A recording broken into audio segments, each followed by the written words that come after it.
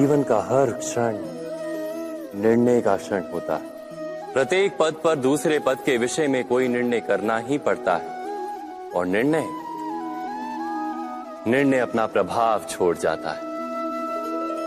आज किए गए निर्णय भविष्य में सुख अथवा दुख निर्मित करते हैं, ना केवल अपने लिए, अपने परिवार के लिए भी, आने वाली पीढ़ियों के लिए भी।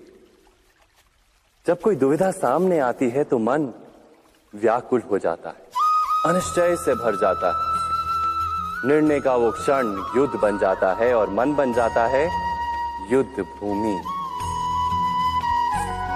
अधिकतर निर्णय हम दुविधा का उपाय करने के लिए नहीं, केवल मन को शांत करने के लिए लेते हैं। पर क्या कोई दौड़ते हुए भोजन कर सकता है? नहीं। तो क्या युद्ध से जूझता हुआ मन कोई योग्य निर्णय ले पाएगा?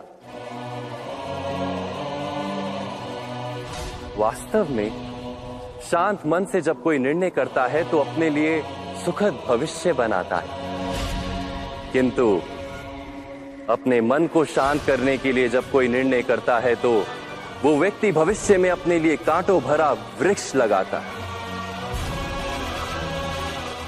स्वयं विचार कीजिएगा।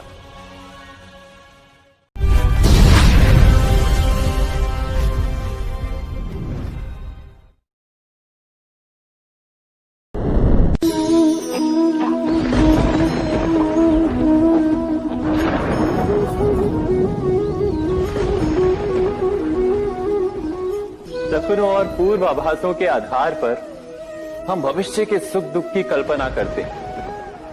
भविष्य के दुख का कारण दूर करने के लिए हम आज योजना बनाते हैं, किंतु कल के संकट को आज निर्मूल करने से हमें लाभ मिलता है या हानि पहुंचती है, ये प्रश्न हम कभी नहीं करते। सत्य तो ये है कि संकट और उसका निवारण साथ जन से, व्यक्ति के लिए भी और सृष्टि के लिए भी। नहीं, आप अपने भूतकाल का स्मरण कीजिए, इतिहास को देखिए। आप तुरंत ही ये जान पाएंगे कि जब जब संकट आता है तब तब उसका निवारण करने वाली शक्ति भी जन्म लेती है। यही तो जगत का चलन है। वस्तुतः संकट ही शक्ति के जन्म का कारण है। प्रत्येक व्यक्ति जब संकट से निकलता है तो एक पद आगे बढ़ा होता है, अधिक चमकता है, आत्मविश्वास से अधिक भरा होता है, न केवल अपने लिए अपितु विश्व के लिए भी। क्या ये सत्य नहीं? वास्तव में संकट का जन्म है एक अवसर का जन्म, अपने आप को बदलने का, अपने विचारों को ऊंचाई पर करने का अवसर, अपनी आत्मा को बलवान और ज्ञान मंडित बनाने का अवसर। जो ये कर पाता है उसे कोई संकट नहीं होता, किंतु जो ये नहीं कर पाता वो तो स्वयं एक संकट है विश्व के लिए। विचार कीजिए।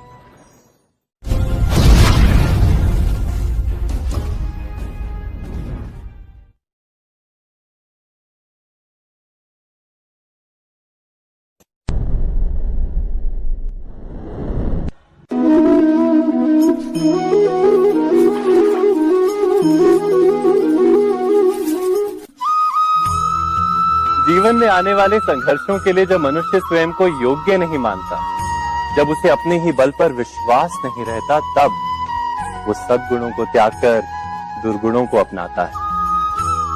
वस्तुतः मनुष्य के जीवन में दुर्जनता जन्म ही तब लेती है जब उसके अंतर में आत्मविश्वास नहीं होता। आत्मविश्वास ही अच्छाई को धारण करता है। ये आत्मविश्वास है क्या?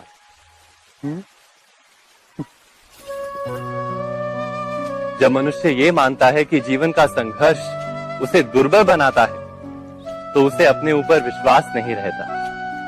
वो संघर्ष के पार जाने के बदले संघर्ष से छूटने के उपाय ढूंढने लगता है। किंतु जब वो ये समझता है कि ये संघर्ष उसे अधिक शक्तिशाली बनाते हैं, ठीक जैसे व्यायाम करने से देह की शक्ति बढ़ती, तो प्रत्येक संघर्ष के साथ उसका उत्साह बढ़ता है। अर्थात आत्मविश्वास और कुछ भी नहीं, मन की स्थिति, जीवन को देखने का दृष्टिकोण मात्र है। और जीवन का दृष्टिकोण तो मनुष्य के अपने वश में होता है। स्वयं विचार कीजिए।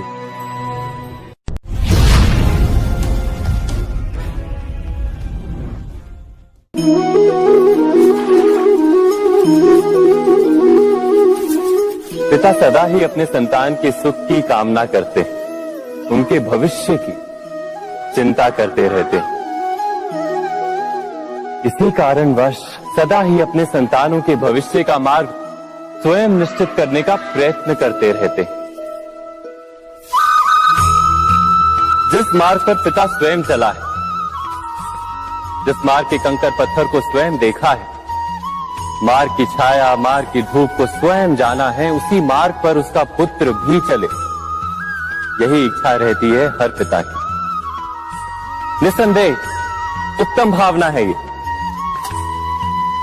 किंतु 3 प्रश्नों के ऊपर विचार करना हम भूल ही जाते हैं। कौन से प्रश्न? प्रथम प्रश्न, क्या समय के साथ प्रत्येक मार्ग बदल नहीं जाते? क्या समय सदा ही नई चुनौतियों को लेकर नहीं आता? तो फिर बीते हुए समय के अनुभव नई पीढ़ी को किस प्रकार लाभ दे सकते हैं? दूसरा प्रश्न, क्या प्रत्येक संतान अपने माता पिता की छवि होता है? हाँ, संतानों को संस्कार तो अवश्य माता पिता देते हैं, किंतु भीतर की क्षमता तो ईश्वर देते हैं। तो जिस मार्ग पर पिता को सफलता मिली है, विश्वास है कि उसी मार्ग पर उसकी संतानों को भी सफलता और सुख प्राप्त होगा। तीसरा प्रश्न, क्या जीवन के संघर्ष और चुनौतियां लाभकारी नहीं होती? क्या प्रत्येक नया प्रश्न एक नए उत्तर का द्वार नहीं खोलता? तो फिर संतानों को नए नए प्रश्नों, संघर्षों और चुनौतियों से दूर रखना, ये उनके लिए लाभ करना कहलाएगा या हानि पहुंचाना? अर्थात जिस प्रकार संतान के भविष्य का निर्माण करने के बदले उसके चरित्र का निर्माण करना श्रेष्ठ है, वैसे संतानों के जीवन का मार्ग निश्चित करने के बदले उन्हें नए संघर्षों के साथ जूझने के लिए मनोबल व ज्ञान देना अधिक लाभदायक नहीं होगा? स्वयं विचार कीजिए।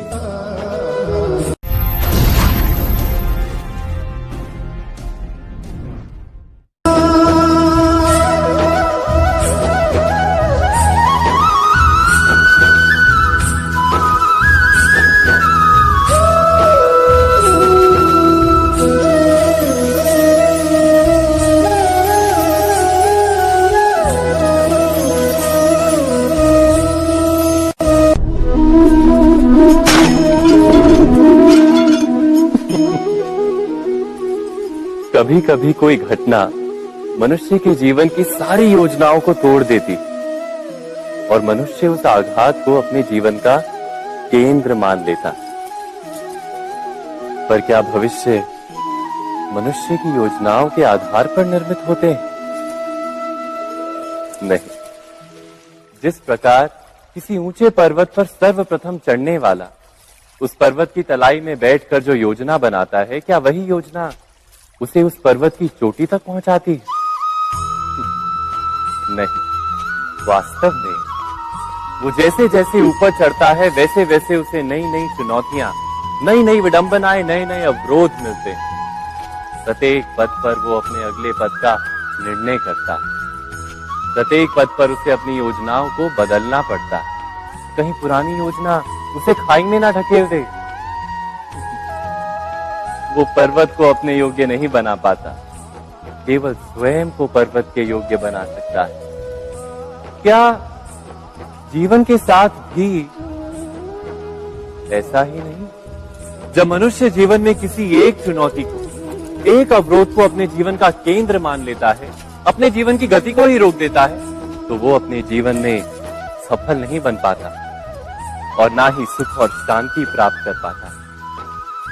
अर्थात जीवन को अपने योग्य बनाने के बदले स्वयं अपने को जीवन के योग्य बनाना ही सफलता और सुख का एकमात्र मार्ग नहीं। स्वयं विचार कीजिए।